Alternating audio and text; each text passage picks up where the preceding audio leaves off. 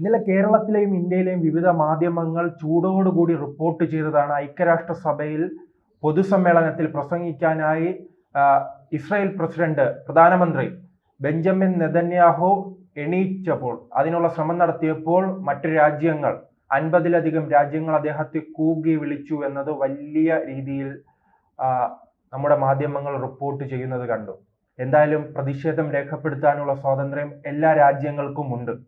അത് ചിലപ്പോൾ ഇസ്രായേലും തിരിച്ചു കാണിക്കുമ്പോഴാണ് അവിടെ മനുഷ്യാവകാശ പ്രശ്നങ്ങൾ ഉണ്ടാകുന്നത്.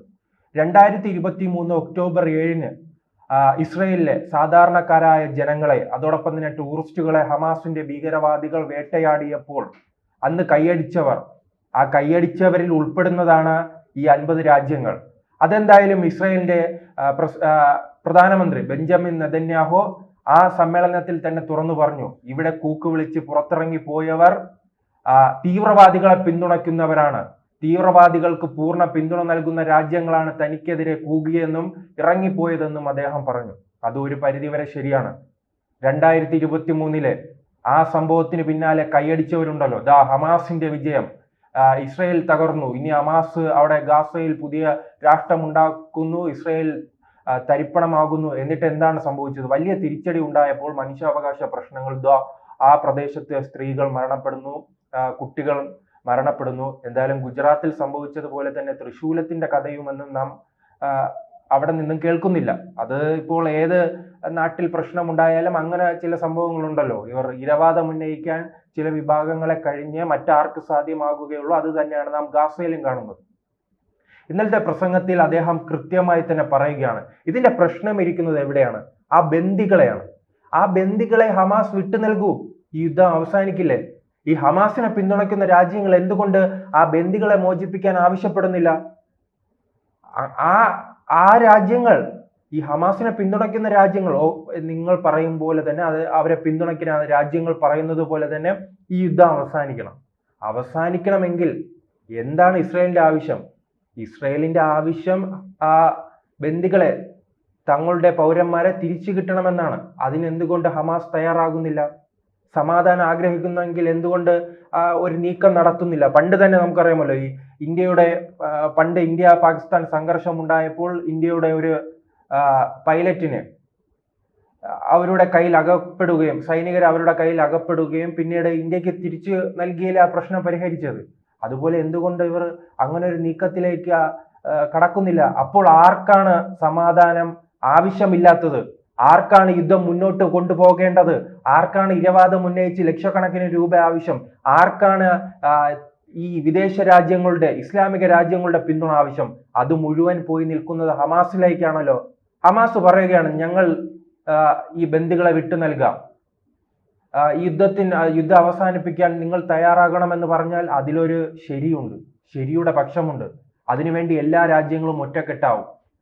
അത് ഇപ്പോൾ 50 രാജ്യങ്ങൾ മാറി നിന്നെങ്കിൽ ചിലപ്പോൾ അത് അതിന്റെ 3 ഇരട്ടിയായി മാറാം, 150 ഇരട്ടിയിലേക്ക് മാറാനുള്ള സാധ്യതയുണ്ട്.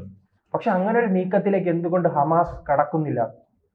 അപ്പോഴാണ് അവിടുത്തെ ഇരവാദം ഉന്നയിച്ച്, പ്രത്യേകിച്ച് നമുക്കറിയാമല്ലോ, അവിടുത്തെ സാധാരണക്കാരായ ജനങ്ങളെ കൊലയ്ക്ക് കൊടുക്കുക, സാധാരണക്കാരായ ഹമാസ് പോരാളികളെ കൊലയ്ക്ക് കൊടുക്കുക, നേതാക്കളോ, ഉയർന്ന നിലയിലെ നേതാക്കൾ AC റൂമിൽ അങ്ങ് ഖത്തറിൽ ഇരിക്കുകയാണ്.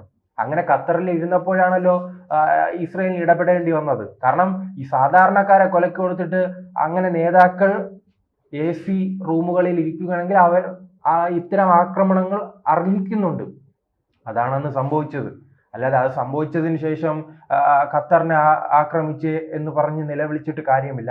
ഇത് കൃത്യമായി തന്നെ അമേരിക്ക ഉൾപ്പെടെയുള്ള രാജ്യങ്ങൾ പലതവണ ആവശ്യപ്പെട്ടിട്ടും ഇത് പരിഹരിക്കാൻ കഴിയാത്തതിന് കാരണം ഹമാസിന്റെ ഇടപെടലാണ്. ഇന്നലെ തന്നെ ഈ പ്രസംഗത്തിനിടയിൽ തന്നെ, പൊതുസമ്മേളനത്തിലെ പ്രസംഗത്തിനിടയിൽ തന്നെ നെതന്യാഹു പറയുന്ന ഒരു കാര്യമുണ്ട്, ഞാൻ പ്രസംഗിക്കുന്ന കാര്യങ്ങൾ മുഴുവൻ ഇസ്രായേലിന്റെ അതിർത്തി പ്രദേശങ്ങളിൽ, ഗാസയുടെ അതിർത്തി പ്രദേശങ്ങളിൽ ആ ഗാസക്കാരായ ജനങ്ങളെ കേൾപ്പിക്കുന്നുണ്ട്.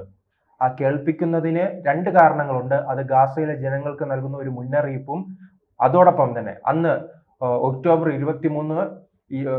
7 ഈ ഹമാസ് പിടികൂടി ബന്ദികളാക്കിയ സാധാരണക്കാരുണ്ടല്ലോ, അവർക്കുള്ള സന്ദേശം കൂടിയാണ്. അദ്ദേഹം പറയുകയാണ്, ബന്ദികൾക്ക് ഞാൻ നൽകുന്ന സന്ദേശമാണ്, നിങ്ങൾക്ക് വേണ്ടി ഞങ്ങൾ പോരാടും, ഇത് ഞങ്ങളുടെ പ്രതിജ്ഞയാണ്, നിങ്ങളെ തിരിച്ചു കൊണ്ടുവരാതെ യുദ്ധം അവസാനിപ്പിക്കില്ല എന്നത് ഒരു ഉറപ്പ് കൂടെ നൽകുകയാണ്. അത് ഉറപ്പാണ്, പ്രതിജ്ഞയാണ്. നമുക്ക് കുറ്റപ്പെടുത്താൻ കഴിയുമോ? നമുക്ക് ഇന്ത്യയുമായി ബന്ധപ്പെട്ട് തന്നെ ഇത് താരതമ്യം ചെയ്യാമല്ലോ. പെഹൽഗാം ആക്രമണത്തിന് പിന്നാലെ തന്നെ നാം പാകിസ്ഥാനിന് വലിയ തിരിച്ചടി നൽകി.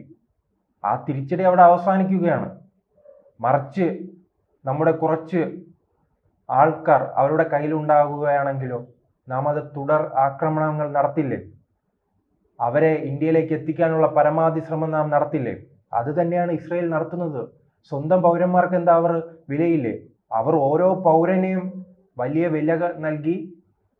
ഒരു പൗരൻ തങ്ങളുടെ നാട്ടിൽ നിന്ന് വിട്ടുപോയാൽ അവനെ തങ്ങളുടെ രാജ്യത്ത് തിരിച്ചെത്തിക്കുക എന്നത് അവരുടെ പ്രഖ്യാപിത നിലപാടാണ്. അത് എല്ലാ രാജ്യത്തിനും ആ നിലപാടുണ്ട്.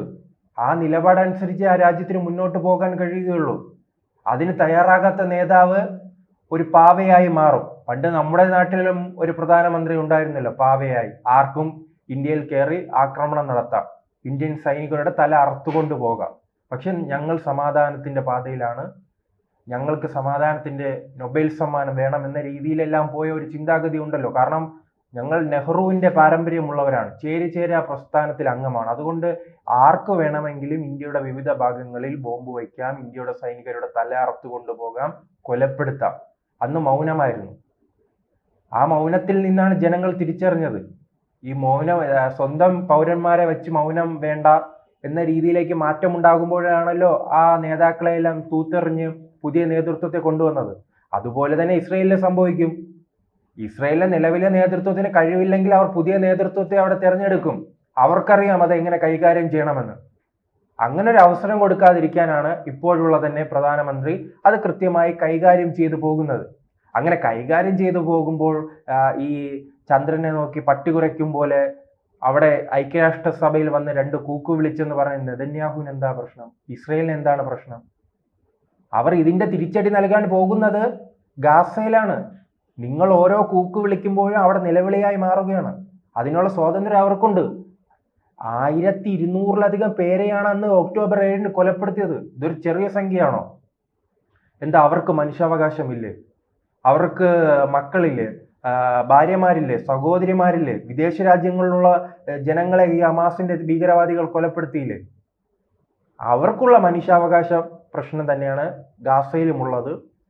ഗാസയില് ഇസ്രയേലിലെ ജനങ്ങൾക്ക് മനുഷ്യാവകാശം ഉന്നയിക്കാൻ അവകാശമില്ലെങ്കിൽ അത് സ്വാഭാവികമായും പിന്നെ ഗാസയിലുമില്ല. ഇന്ത്യയിലെ ജനങ്ങൾക്കില്ലാത്ത, ഇപ്പോൾ ഇന്ത്യയിലെ ജനങ്ങൾ കൊല്ലപ്പെടുകയാണെങ്കിൽ ഇന്ത്യ തിരിച്ചടി നൽകും. ഇപ്പോൾ ഓപ്പറേഷൻ സിന്ദൂറുമായി ബന്ധപ്പെട്ട് ഭീകരവാദിയുടെ ഒരു കുടുംബം തന്നെ പൂർണ്ണമായി ഇല്ലാതായില്ലേ? നാം അവിടെ മനുഷ്യാവകാശ പ്രശ്നങ്ങൾ ഉന്നയിക്കുന്നില്ലല്ലോ. കാരണം വെറുതെ ഇരുന്ന ഇന്ത്യയെ ചൊറിയാൻ വന്നാൽ തിരിച്ചടി ഉണ്ടാകും. അത് തന്നെയാണ് ഇസ്രയേലിൽ സംഭവിച്ചത്. ഇസ്രയേലിന്റെ വലിയ തിരിച്ചടി ഉണ്ടായി. ഇനി ഇത്തരം കൂക്കുവിളികളുമായി മാത്രം മുന്നോട്ട് പോകാൻ ഇതിന് ഒരു പരിഹാരം മാത്രമേ ഉള്ളൂ. അത് അടിയന്തരമായി ബന്ദികളെ വിട്ടു നൽകുക. അതിനുശേഷം നിങ്ങൾ ലോകത്തോട് ആവശ്യപ്പെടുമോ, ഞങ്ങൾ ആക്രമിക്കപ്പെടുകയാണ്, എന്തുകൊണ്ട് വിദേശ രാജ്യങ്ങൾ ഇടപെടുന്നില്ല എന്നൊരു ചോദ്യം വരികയാണെങ്കിൽ അവിടെ ഇസ്രയേൽ പ്രതിസന്ധിയിലാകും. അല്ലാതെ ബന്ദികളെയും വെച്ചിട്ട് യുദ്ധം നിർത്തൂ എന്ന് പറഞ്ഞാൽ അത് ഇന്നും നാളെയും പരിഹരിക്കപ്പെടാൻ പോകുന്നില്ല.